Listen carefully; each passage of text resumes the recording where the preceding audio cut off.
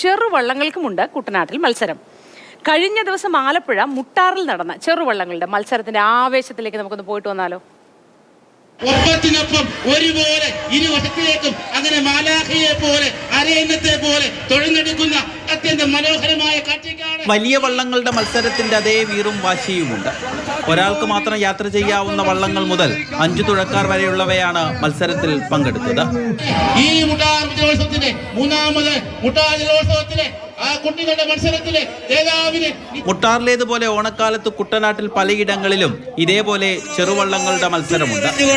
കടന്നു വരികയാണ് അതേ 3-ാം നമ്പർ വള്ളം ശില്പമോൾ.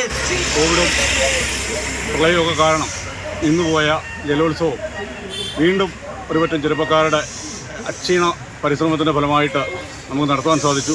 ചെറുവള്ളങ്ങൾ തുഴഞ്ഞു ജയിക്കുന്നവർക്ക് വലിയ ട്രോഫികളാണ് സമ്മാനം.